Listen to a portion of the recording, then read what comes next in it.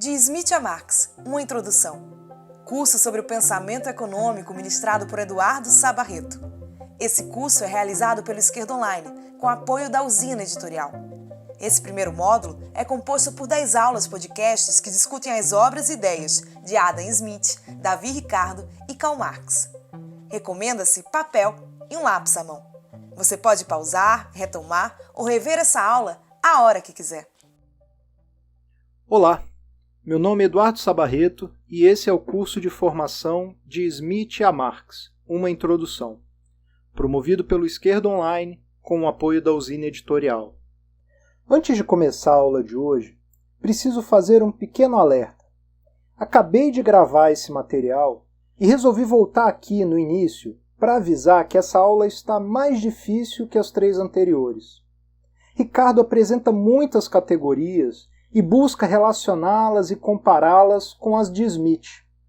Também teremos muitos exemplos numéricos que podem ser difíceis de acompanhar sem recursos visuais.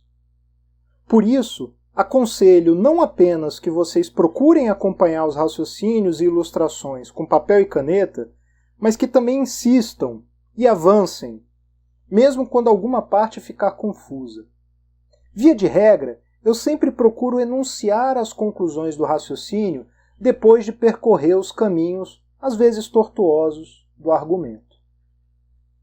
Nós vimos nas aulas anteriores que a tentativa de Smith de apoiar sua explicação para o valor na categoria trabalho sofre, a partir de certo ponto, uma inflexão. Nós também já exploramos as possíveis razões para o recuo representado por sua teoria da soma. Ricardo, como eu já havia adiantado, irá formular uma contribuição própria, recorrendo à linha aberta por Smith em suas considerações iniciais sobre o valor trabalho. A título de curiosidade, antes de iniciar nossa discussão sobre o capítulo, notem que um leitor desavisado, ao ler o primeiro capítulo e ver o modo um tanto ácido com que Ricardo se refere a Smith e a Malthus, dificilmente imaginaria que ele se considerava discípulo do primeiro e era amigo pessoal do segundo. Amigo ao ponto de deixar parte de sua fortuna de herança para Malthus. Um último comentário preliminar. Ricardo, como todos os principais economistas expoentes do período, escreve a partir da perspectiva burguesa, classe que à época já havia conquistado posição central de dominância. Lembrem-se que, pela periodização que nos oferece o historiador britânico Eric Hobsbawm, quando Ricardo publica a obra que começamos a discutir hoje, a Revolução Industrial já estava em sua 4ª década. Em Ricardo, um aspecto dos debates da época marca muito fortemente sua reflexão: a proteção à produção inglesa de cereais. Ao final das guerras napoleônicas, a aristocracia inglesa conseguira aprovar no parlamento uma lei que proibia a importação de cereais acima de certo preço. Isso nos oferece um testemunho do fato de que essa classe, a aristocracia, apesar de decadente, ainda mobilizava poder político significativo. A crítica de Ricardo a essa legislação, conhecida como Leis dos Cereais, ia no sentido de afirmar que as restrições encareciam o trigo e, portanto, elevavam os custos com salários. Esse, inclusive, é um dos grandes pontos de divergência entre Ricardo e Malthus, que travam um debate famoso a esse respeito, que infelizmente não iremos cobrir. Entremos então no tema do primeiro capítulo, a reflexão ricardiana a respeito do valor. Como já adiantei, Ricardo irá propor um entendimento inspirado em Smith, ainda que distinto dele. Apesar disso, já no prefácio da obra, o autor nos mostra que sua principal preocupação não é exatamente essa. Vejam o que ele diz, abre aspas, determinar as leis que regulam essa distribuição é a principal questão da economia política, embora esta ciência tenha progredido muito com as obras de Turgot, Stuart, Smith, Say, Sismondi e outros, eles trouxeram muito pouca informação satisfatória a respeito da trajetória natural da renda, do lucro e do salário. Fecha aspas. Creio que não poderia estar mais claro que isso. ele está preocupado em explicar a distribuição da riqueza. Nesse sentido, ele está inclusive assentando as bases para a linha que viria a ser predominante no pensamento econômico, especialmente a partir do último quarto do século XIX. Sua preocupação com a mecânica da distribuição transparece já no capítulo de abertura. Toda a discussão que faz do valor se volta, diversas vezes, às categorias de rendimento, especialmente salário e lucro. No início do capítulo, Ricardo vai procurar demonstrar que o valor de uma mercadoria é determinada pelo trabalho necessário à produção, não pela remuneração paga ao trabalho. Já no enunciado de abertura, ele está deixando explícita sua leitura particular da teoria do valor de Smith. Para Ricardo, Smith teria não uma, mas duas teorias do valor-trabalho. Uma relativa ao trabalho incorporado, outra relativa ao trabalho comandado. Antes de encarar esse tema, o autor faz uma rápida limpeza de terreno, ressaltando 4 pontos. Ele diz, como Smith já havia dito, que a utilidade não pode ser a medida do valor de troca. Ele acrescenta, além disso, uma observação crucial. Embora a utilidade não dê origem ao valor de troca, é necessário que ela exista para existir valor de troca. Em outras palavras, sem utilidade não haverá valor de troca. Em seguida, afirma que as mercadorias derivam seu valor de troca não apenas da quantidade de trabalho necessário, mas também de sua escassez. As mercadorias em que o fator escassez é relevante seriam, segundo ele, uma fração pequena da riqueza produzida, o que justificaria, por fim, que esse fator seja abstraído, isso é, deixado de lado. Quando Ricardo afirma que Smith erra ao oferecer duas teorias do valor-trabalho, há duas leituras que podemos fazer. Numa primeira leitura, poderíamos dizer que Ricardo captura algo que Smith tinha perdido de vista, que existe uma diferença qualitativa entre valor e valor de troca. Isso é, entre o trabalho que subsiste na mercadoria e a maneira como esse trabalho se expressa na troca em outra mercadoria. Numa segunda leitura, poderíamos dizer que Ricardo não percebe algo que Smith tinha percebido com alguma clareza, que se a troca é regida pelo princípio da troca de equivalentes, o trabalho incorporado que se entrega na troca deve ter a mesma magnitude do trabalho comandado que se recebe em troca. Aqui temos uma passagem significativa dessa crítica que Ricardo dirige a seu mestre. Abre aspas. Adam Smith, que definiu com tanta exatidão a fonte original do valor de troca e que coerentemente teve de sustentar que todas as coisas se tornam mais ou menos valiosas na proporção do trabalho empregado para produzi-las, estabeleceu também uma outra medida padrão de valor, e se refere a coisas que são mais ou menos valiosas segundo sejam trocadas por maior ou menor quantidade dessa medida padrão. Como medida padrão, ele se refere algumas vezes ao trigo, outras ao trabalho, não a quantidade de trabalho empregada na produção de cada objeto, mas a quantidade que este pode comprar no mercado, como se ambas fossem expressões equivalentes. Fecha aspas. Se na primeira versão Smith havia se aproximado de uma medida, sob muitos aspectos invariável, na segunda adota uma medida tão sujeita a variações quanto qualquer outra mercadoria. Por isso, Ricardo conclui, abre aspas, Smith, após haver mostrado habilmente a insuficiência de um meio variável, como o ouro e a prata, para a determinação do valor variável das outras coisas, acabou escolhendo uma medida não menos variável, ao eleger o trigo ou o trabalho. Fecha aspas. Na sequência, encontramos uma passagem em que Ricardo procura ilustrar como pode o trabalho comandado variar de maneira completamente diversa do trabalho incorporado, isso é, não de maneira idêntica como Smith supunha, segundo ele. A passagem é relativamente confusa, então vou procurar dissecá-la com um pouco mais de cuidado. No primeiro trecho ele diz, abre aspas, no mesmo país, para a produção de uma dada quantidade de alimentos e de outros gêneros de primeira necessidade, pode ser exigido, em determinada época, o dobro do trabalho que seria preciso numa época anterior, podendo, no entanto, diminuir muito pouco a remuneração do trabalhador. Fecha aspas. Por que a remuneração deveria diminuir? Porque o trabalho se tornou 2 vezes menos eficiente.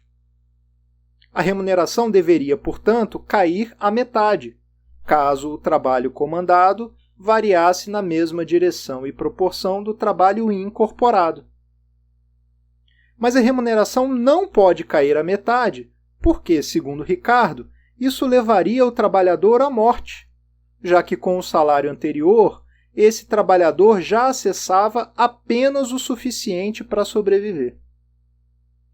No trecho seguinte, ele afirma, abre aspas, nesse caso, os alimentos e outros gêneros de primeira necessidade teriam encarecido 100%, se fossem avaliados pela quantidade de trabalho necessária para sua produção, enquanto o aumento de valor teria sido muito pequeno, se este se medisse pela quantidade de trabalho pela qual poderiam ser trocados. Fecha aspas. Os alimentos encareceriam em 100%, se medidos pelo trabalho incorporado, porque o dobro de trabalho é exigido para qualquer dado nível de produção. Já se a medida fosse o trabalho comandado, o aumento jamais poderia ser de 100%, porque se toda a elevação do trabalho incorporado se refletisse no preço, as condições materiais de vida do trabalhador cairiam à metade, o que não pode acontecer, posto que isso mataria o trabalhador. Está demonstrado que, ao menos para Ricardo, trabalho incorporado e trabalho comandado não podem ser admitidos como padrões equivalentes, intercambiáveis. Em seguida, ele procura demonstrar outra afirmação que já fez, que o valor do trabalho é variável. Lembrem-se que aqui, nesses autores, o valor do trabalho é o que se paga ao trabalhador, não o valor que o trabalho cria. Para fazer isso, ele supõe um barateamento das mercadorias consumidas pelos trabalhadores, tal que o número de itens acessíveis aumenta expressivamente. No exemplo dele, antes se podia comprar um casaco e agora se compram 4.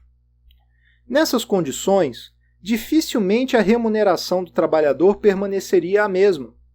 A concorrência entre trabalhadores pressionaria os salários para baixo até que se estabelecessem condições semelhantes às de antes, isso é, o suficiente para comprar um casaco. Seria incorreta, portanto, a conclusão smithiana de que o trabalho não varia de valor. Em lugar dessa conclusão, Ricardo propõe a seguinte formulação, abre aspas, que a quantidade comparativa de mercadorias que o trabalho produzirá é que determina o valor relativo delas, presente ou passado, e não as quantidades comparativas de mercadorias que são entregues ao trabalhador em troca de seu trabalho. Fecha aspas. Ou seja, as proporções que se estabelecem entre os produtos do trabalho determinam um valor relativo para as mercadorias, não o conjunto de mercadorias que constituem a remuneração dos trabalhadores. Nessa ênfase que Ricardo dá ao valor relativo, percebemos algo que afirmei agora há pouco. Embora não chegue a uma formulação totalmente consciente e explícita, ele percebe com maior clareza a diferença entre o conteúdo de valor e a sua forma de expressão. Isso é, ele percebe que o trabalho incorporado em uma mercadoria, embora seja a fonte do valor, só aparece na relação com outra mercadoria, só aparece na troca. E nessa relação, as proporções em que se igualam os trabalhos incorporados de ambas as mercadorias podem variar, tanto quando varia o valor de uma, quanto quando varia o valor de outra. Por isso ele se põe o problema de saber, quando duas mercadorias variam o valor relativo, em qual delas a variação de fato ocorreu. O restante da sessão é dedicado a isso. Ali, ele vai mostrar como o preço, isso é, o valor relativo entre uma mercadoria qualquer e a mercadoria dinheiro, pode variar em virtude da variação do valor do próprio ouro ou prata e pode variar em virtude da variação do próprio valor da mercadoria.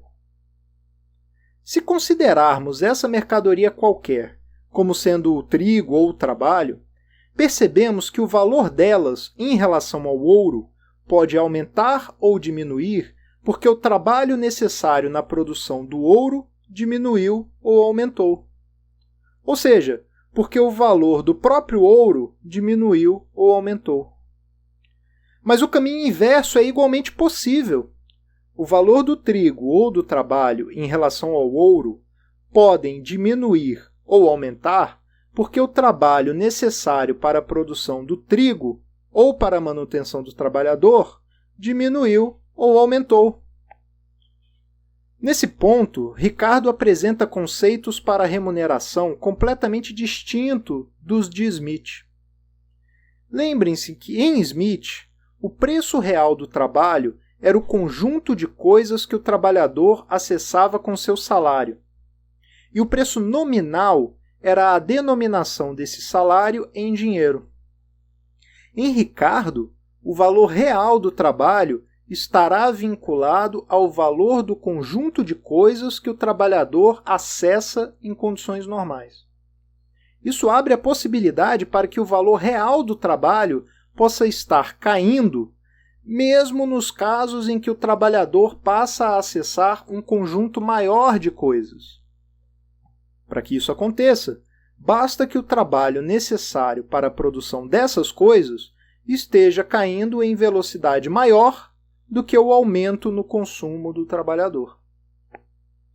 Caso esteja um pouco confuso, esse ponto fica mais claro quando Ricardo sublinha um paradoxo na reflexão de Smith. Procure anotar os passos do raciocínio para acompanhar mais facilmente. Ele supõe que o trabalhador receba uma quantidade 4x de trigo, quando o preço de x é 80. Posteriormente, o preço de x do trigo passa a 40, pois diminuiu o trabalho necessário nessa produção. Nessas condições, o trabalhador poderia vir a receber, por exemplo, 25% a mais de trigo. Segundo Smith, nesse caso, o preço real do trabalho teria aumentado. Mas o exemplo continua. O trabalhador não consome toda essa quantidade de trigo. A parte que ele não consome, ele usa para trocar pelas outras mercadorias necessárias. Digamos que ele consuma 2x de trigo, e o que sobra ele usa nas trocas. Antes, lhe sobrava 2x, que somavam 160. Agora, lhe sobram 3x, que somam, no entanto, apenas 120. Se as condições de produção de todas as demais mercadorias não mudaram, com o 3x de agora, esse trabalhador conseguirá obter na troca menos coisas do que conseguia antes, com 2x. Segundo Smith, o preço real do trabalho teria diminuído, nesse caso, que a rigor é o mesmo caso. Por isso, Ricardo rejeita essa noção de preço real do trabalho em favor de sua própria formulação. O preço do trabalho é constituído pelo valor das coisas consumidas normalmente, não pela quantidade e variedade dessas coisas. Nunca é demais lembrar, já que esse é um ponto delicado, tanto Smith quanto Ricardo estão se referindo ao valor do trabalho como sendo a remuneração do trabalhador. A coisa não será tratada nesses termos por Marx. Ricardo, assim como Smith, reconhece a imensa variedade de trabalhos. Se os trabalhos são diferentes, eles atuariam na criação de valor de maneira diferente? De acordo com o autor, sim. E ele não se dedicará muito mais que isso a essa questão. Ele vai afirmar que as diferenças se evidenciam na prática e se consolidam no costume, ao longo do tempo. Não é preciso dizer o que parece muito mais que isso. O próximo ponto é, de fato, mais emblemático e decisivo. Nosso autor se volta à demonstração de que não é apenas o trabalho imediatamente empregado que forma o valor, mas também o trabalho que foi executado no passado para a produção dos meios e objetos dos quais o trabalho imediato faz uso. Como qualquer economista dessa época faria, Ricardo irá denominar esses meios e objetos de trabalho como capital. Inclusive, nos exemplos que ele oferece, a arma utilizada por um caçador primitivo é considerado capital. O importante aqui é que Ricardo utiliza essa intuição do trabalho passado, incorporado nos objetos utilizados em uma atividade produtiva qualquer, para extrair uma explicação própria para a remuneração do capital, o lucro. Smith, como nós vimos, não explicava o lucro em termos de trabalho. Para Ricardo, ao contrário, o lucro é uma remuneração justa ao proprietário do capital, correspondente ao trabalho com que ele contribui para a produção. A peculiaridade é que não se trata de seu próprio trabalho, mas do trabalho incorporado no capital do qual ele é proprietário. Em síntese, abre aspas, o valor de troca das mercadorias produzidas seria proporcional ao trabalho dedicado à sua produção, não somente à produção imediata, mas também à fabricação de todos aqueles implementos ou máquinas necessários à realização do trabalho próprio ao qual foram aplicados. Fecha aspas. Temos aqui um claro avanço em relação a Smith, pois Ricardo reconhece explicitamente o papel do trabalho acumulado na formação da riqueza, tanto do ponto de vista material quanto do ponto de vista do valor de troca. Temos também um recuo, de certa forma, pois o autor atribui esse papel estreitamente ao capital, perdendo de vista que é apenas em seu contato com o trabalho vivo, imediato, que o trabalho passado consegue participar da produção. Por fim, temos um ponto em aberto, que, ao menos em meu juízo, Ricardo não resolve bem. Vejam, se o lucro é uma remuneração pelo trabalho incorporado no capital, então o lucro corresponde precisamente ao que o capitalista adiantou em capital. Ok, esse valor retorna ao capitalista. Mas se o proprietário do capital consome esse valor nos itens para o seu sustento cotidiano, não restariam recursos para recompor o capital anteriormente consumido na produção. E se o lucro é usado para recompor esse capital, de onde o capitalista tiraria seu sustento? Um pouco mais à frente, Ricardo parece dar elementos para respondermos essa questão. Quando está discutindo capital fixo e capital circulante, que apresentarei em breve, ele menciona um acréscimo de um percentual correspondendo à taxa de lucro sobre o capital adiantado. Essa solução, contudo, também tem seus problemas, que não posso detalhar nesse momento. Veremos isso na terceira aula sobre Marx. Apenas adianto que a mera aplicação de uma taxa sobre um valor não corresponde propriamente à criação de excedente, e sim à redistribuição de riqueza pré-existente. Voltemos à linha principal do raciocínio. Neste ponto, Ricardo já deixou bem fundamentada a ideia de que o trabalho é o determinante do valor de troca. E ele já tem elementos para extrair a última conclusão importante dessa parte. Se o valor da mercadoria é determinado pelo trabalho necessário e não pelo valor do trabalho, o valor da mercadoria irá diminuir ou aumentar em virtude de diminuições ou aumentos do trabalho necessário. Isso significa dizer que, mesmo em uma situação de variação do valor do trabalho, não há motivos para supor que o valor da mercadoria também irá variar. Nesse registro, o aumento dos salários implica contração dos lucros. E a contração dos salários implica a expansão dos lucros. Salário e lucros se ligam em uma espécie de jogo de soma zero. Concluída essa parte, em que o trabalho aparece como o grande protagonista na determinação do valor relativo, Ricardo abre a seção seguinte, a quarta, afirmando que esse quadro é alterado com a introdução da maquinaria na produção. Outra causa entra em jogo na determinação do valor relativo: a variação do valor do trabalho. Antes de detalhar essa parte, um pequeno comentário para ajustar os ponteiros. Você pode estar confuso, porque estamos há vários minutos observando como Ricardo coloca o trabalho incorporado no centro de sua explicação para o valor. E ao fazê-lo, também se desvencilha em diversas passagens de considerar o valor do trabalho em pé de igualdade.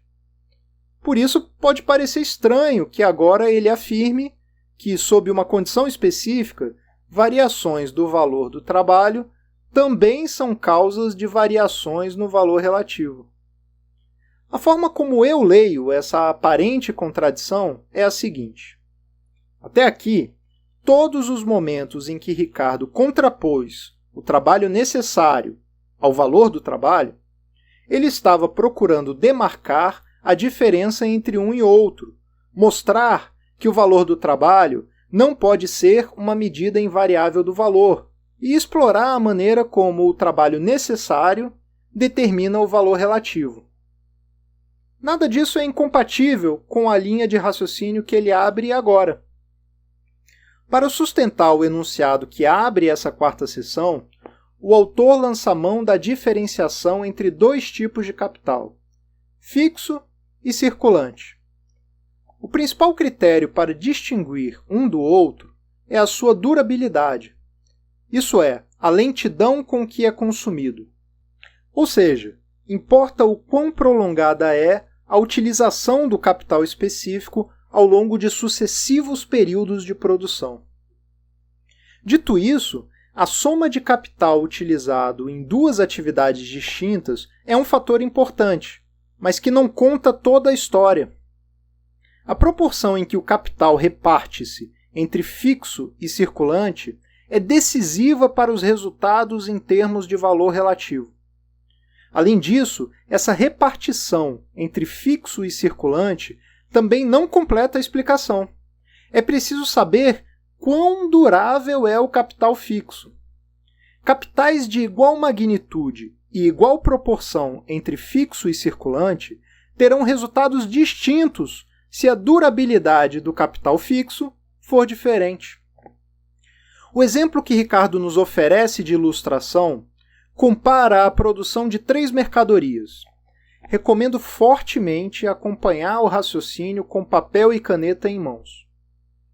2 dessas 3 mercadorias são produzidas com a utilização de maquinário. A outra é produzida apenas com trabalho. O período considerado é de 2 anos. As mercadorias que usam maquinário gastam todo o primeiro ano consumindo o trabalho de 100 pessoas para produzir as máquinas, que serão utilizadas no segundo ano. O ano seguinte é dedicado à produção de tecido e artigos de algodão, também com o trabalho de 100 pessoas. A produção que usa apenas trabalho emprega 100 pessoas em cada um dos 2 anos na produção de trigo. Numa primeira leitura descuidada, poderíamos pensar que os valores do trigo, tecido e lã são iguais. Afinal, em todos os 3, consumiu-se o trabalho de 200 pessoas no período de 2 anos. No entanto, lembrem-se que o capital investido na produção do trigo foi inteiramente de caráter circulante, isso é, foram adiantados os itens de subsistência dos trabalhadores que atuaram na produção.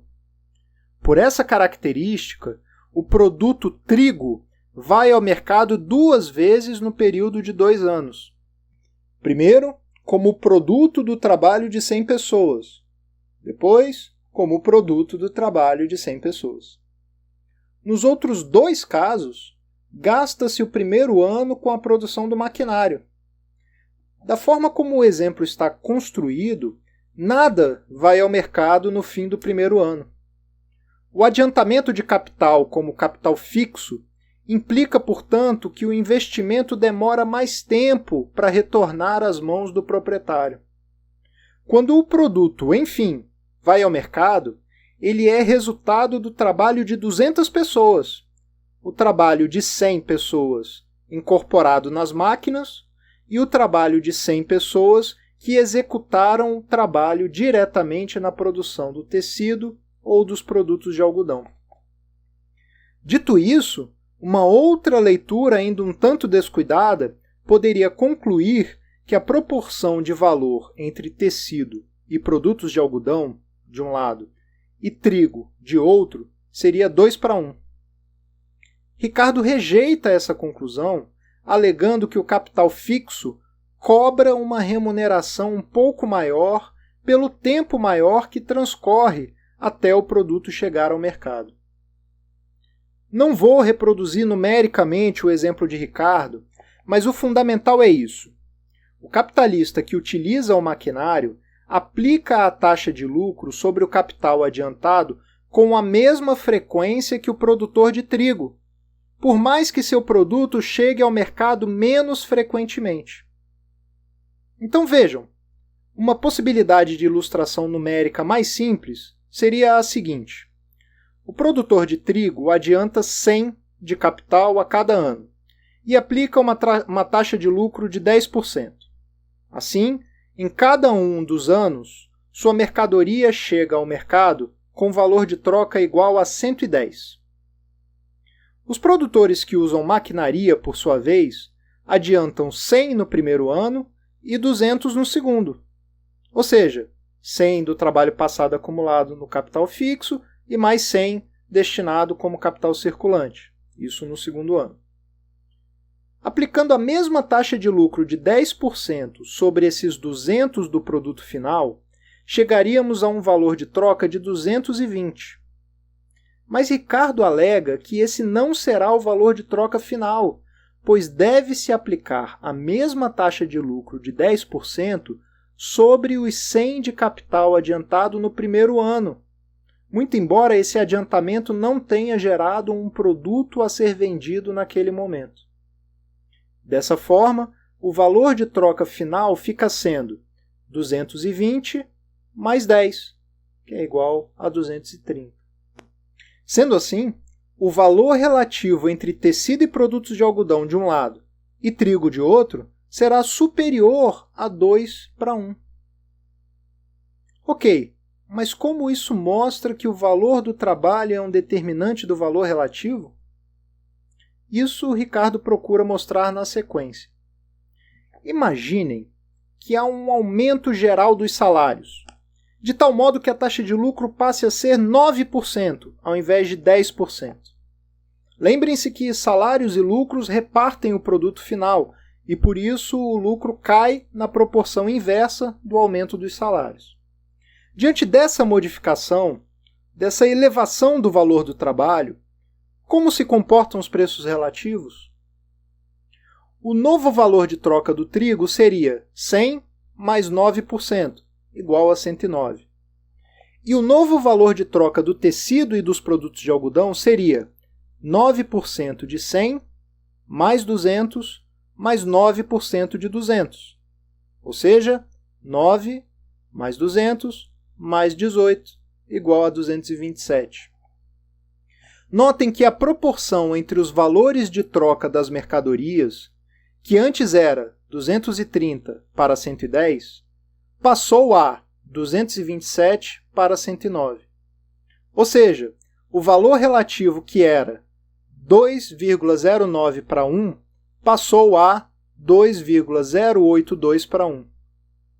Em outros termos, à medida que o valor do trabalho se elevou, o valor relativo da mercadoria com menor uso de capital fixo também se elevou. O outro lado da moeda é, diante dessa elevação dos salários, as mercadorias que são produzidas com mais capital fixo sofrem um barateamento relativo. Depois de toda a ginástica de ilustração dos impactos diferenciados do valor do trabalho sobre o valor relativo, Ricardo nos diz o seguinte, abre aspas, embora apenas ocasionalmente mencione essa causa na parte restante desta obra, considerarei todas as grandes variações que ocorrem no valor relativo das mercadorias como sendo produzidas pela maior ou menor quantidade de trabalho que, em épocas diferentes, seja necessária para produzi-las. Fecha aspas. Apesar dessa observação, ele dedica a seção seguinte a explorar como a diferente durabilidade do capital fixo também afeta o valor. Quero fazer essa parte bem rapidamente, porque toda a intuição necessária já está assentada. Primeiro, quanto mais durável for o capital fixo, mais a mercadoria sofrerá um barateamento relativo diante de uma elevação do valor do trabalho, e vice-versa. Segundo, quanto menos durável for o capital fixo, mais ele se aproxima da natureza do capital circulante. Sendo assim, mais os impactos sobre o valor relativo se aproximam dos impactos que vimos para o caso do capital totalmente circulante. Terceiro, posso propor uma rápida ilustração, recorrendo à produção de tecido e de produtos de algodão. Ali, supusemos que a máquina era inteiramente consumida no curso de 1 ano. Por isso, o trabalho incorporado na máquina reaparecia integralmente no produto final.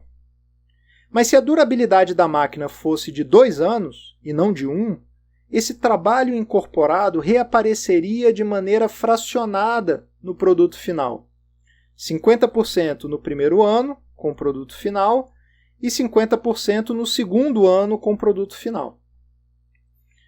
Vamos então supor que o maquinário para a produção de tecidos dure 2 anos, e o maquinário para a produção de produtos de algodão dure apenas 1. Como ficariam os valores relativos? Tecido. Vejamos o tecido no ano 2. 10% de 100 do primeiro ano do maquinário, mais 10% de 50 não consumido do maquinário no segundo ano, mais 150 do trabalho incorporado no produto final, mais 10% sobre o trabalho incorporado no produto final. Com isso temos 10 mais 5 mais 150 mais 15 igual a 180. Agora os produtos de algodão, também no segundo ano. 10% de 100 do primeiro ano do maquinário, mais 200 do trabalho incorporado no produto final, mais 10% sobre o trabalho incorporado no produto final.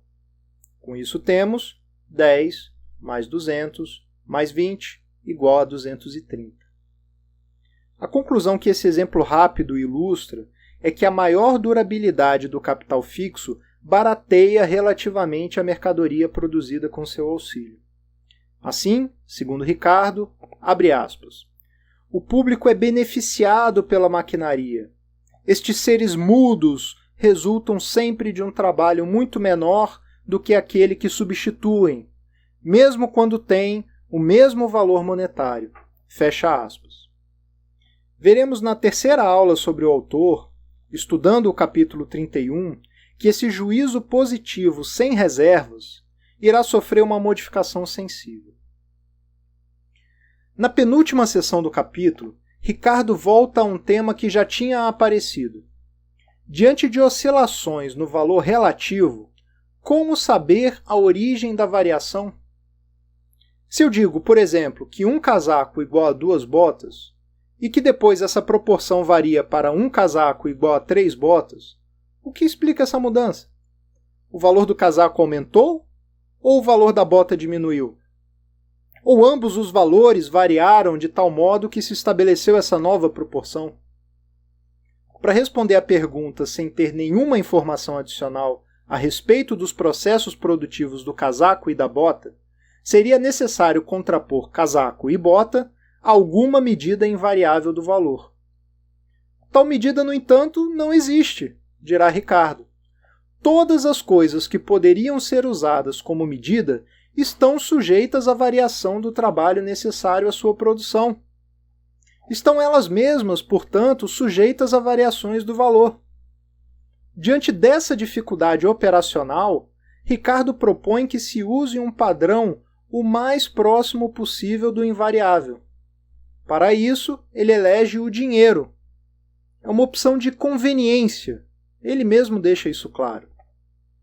Tanto é assim que na última sessão ele ainda explora como variações no dinheiro recebido podem não representar variações reais no mesmo sentido.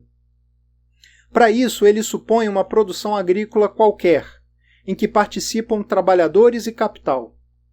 Supõe, além disso, que a produção inicial, digamos de 100 unidades, se reparte da seguinte forma: 25 como salário, 25 como renda da terra e 50 como lucro do capital.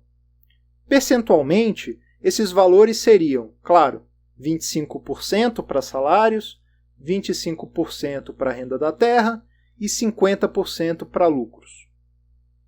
Em seguida, ele supõe uma duplicação da produtividade, de tal modo que poderíamos agora falar de um produto final de 200 unidades, não mais de 100.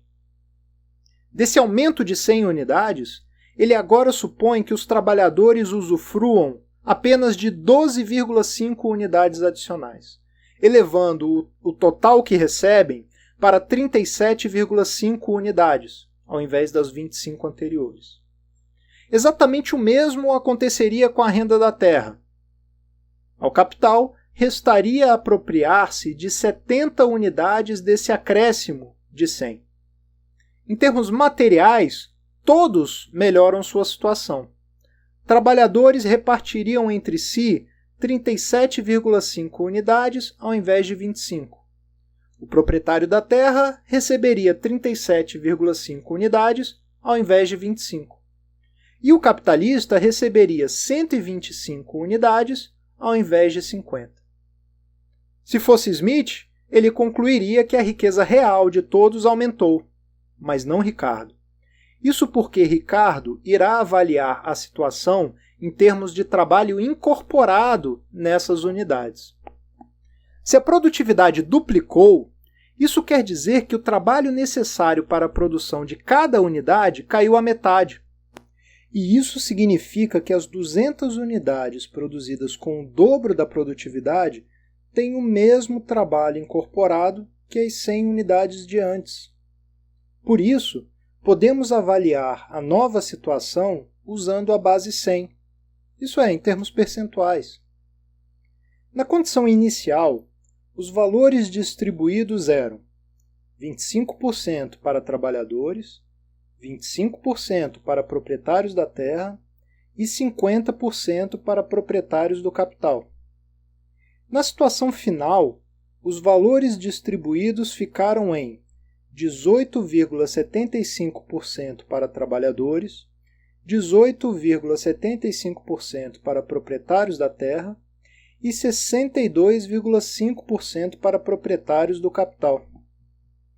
Tomando a situação dos trabalhadores e dos proprietários da terra, vemos que, embora recebam uma quantidade maior de produto, sua apropriação sobre a soma do trabalho incorporado diminuiu. Por isso, Ricardo afirma, abre aspas, nesse caso, eu diria que os salários e a renda diminuíram e que os lucros aumentaram, apesar de que, em consequência da abundância de mercadorias, a quantidade paga ao trabalhador e ao proprietário da terra tenham aumentado. Fecha aspas. E ele ainda completa, abre aspas, os salários devem ser estimados por seu valor real, isto é, pela quantidade de trabalho e de capital empregados para produzi-los, e não pelo seu valor nominal em chapéus, casacos, dinheiros ou cereal. Fecha aspas. Nesse capítulo, Ricardo investigou a influência do trabalho incorporado, do valor do trabalho e da natureza do capital sobre o valor relativo. Resta investigar a influência da renda da terra. A isso ele se dedica no capítulo seguinte. Até lá!